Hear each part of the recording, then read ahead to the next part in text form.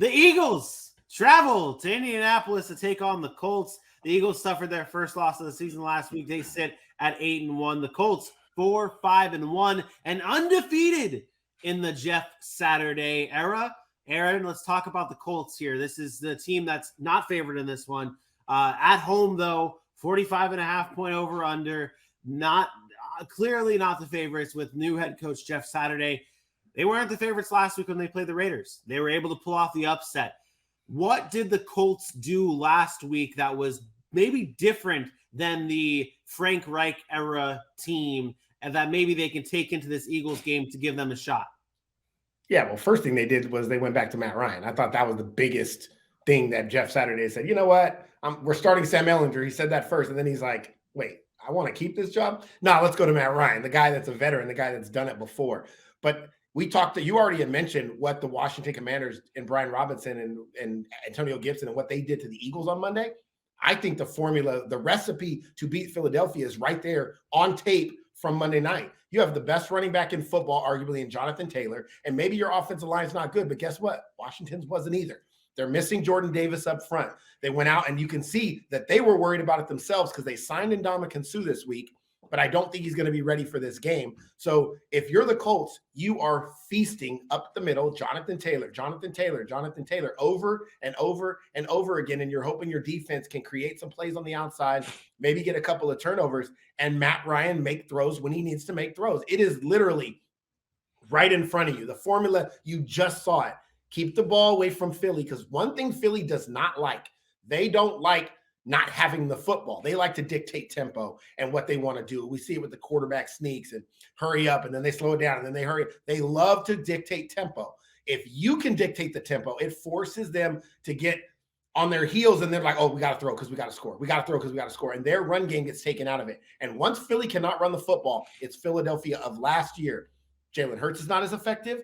The receivers are not as effective. And I think at that point, you have a chance. And Stephon Gilmore's still on that outside there. I think you can handle A.J. Brown, at least hold him at bay, and then you can kind of do what you want schematically with Devonta Smith. No Dallas Goedert in this game, and you're at home. Listen, I'm not saying it's an upset because I do think Philly is going to come back with a vengeance this week, but this is not a game that you can take lightly if you're the Eagles. Like, this is not a walkover game. You have to show up, or the Colts are going to hit you in the mouth, and you're going to be finding yourself in the same situation you were in on a short week on Monday night. Yeah, I think that was I think that the narrative of the Eagles coming back with the vengeance after suffering their first loss is a good storyline to follow. But I do think that the Colts are a new rejuvenated team under Jeff Saturday. Not to say like it's been this big changeover. They got one win. It's not nothing to go crazy about. But I do think there's a slight difference between this team now than there was with Frank Reich. On the other side, though, or with the Colts, with that Colts team, Nick Sirianni. This is a revenge game for Nick Sirianni. How dare I not start this off by revenge for Nick Sirianni, Colts offensive coordinator from 2018 to 2020. This is his first game against his former team in the Philadelphia Eagles. But AJ, they lost on Monday. Talking about them coming back with a vengeance, was it as simple as they just lost because they didn't have the ball enough on Monday, or were there problems that need to be fixed from Monday now to Sunday? I mean, them not having the ball enough is a direct correlation to some of the issues they just had that day. It was a sloppy game. It's hard to win in the NFL, and it's even harder when everyone's looking at you to stay undefeated. We look at this Commanders team. This isn't the first time they did it. Think back to the COVID year when they were playing the undefeated Steelers on a Wednesday, and everyone gave the Commanders no chance, and they went out and beat the Steelers. This is that trap team. The Commanders are a trap team, and that's what happened to Philadelphia. They 9-0. It's been a tough season. They've got a long road ahead. And, yeah, they found themselves behind to a not as good team. Now, I think that they still have to be aware of some of the mistakes that they made in that game. It's not often they're going to have 3 turnovers, but when they do, they found out even they're vulnerable enough to not be able to come back and make up for those mistakes. And you can't allow that here. You talk about the Colts and being a rejuvenated team, and they look different under Jeff Saturday. Well, if I'm the Philadelphia Eagles and Matt Ryan's behind center, I go back and I remind them why they're the same team they were, and I find a way to make Matt Ryan turn that ball over. You're one of the best teams at creating turnovers. Find a way to do it again. Put them in long situations so they can't just depend on the run. If you can, I don't want to say sell out, but if you can get that run stopped on first and second down, and Matt Ryan has to make the plays on third down, and he's a veteran, I have my feelings for Matt Ryan and whatnot, but he's been fumbling the ball at a ridiculous rate. He's been turning the ball over all season.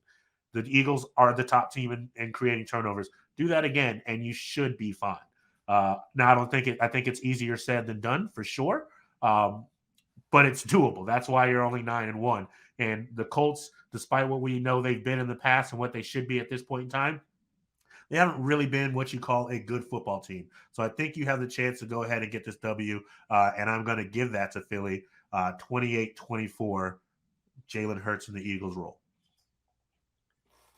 Yeah, you have it a lot closer than I do. I know I spoke highly of the Colts and what they can do, but they have to do it. And I don't know that they do it in this one. I think Philly comes back with a vengeance, and I do have the Eagles winning big here, 34-17. Yeah, I actually think it's a little bit closer. I think that there is a little bit more to the narrative of this Jeff Saturday team being a little bit more harder to play against. Obviously, just one win, not going to go crazy over it. But I do think it's a little closer. I think it's a 27-26 game. I think it's neck and neck. I think that is something I really do think it's something to be said about this new Jeff Saturday team. Because also, I think it's not just the Jonathan Taylor look. It's also the coming out party of Paris Campbell. He's been playing a little bit better. I still have Michael Pittman. I think this team can be good. Not good enough, though. Eagles win this one, making it the clean sweep. Eagles over the Indianapolis Colts.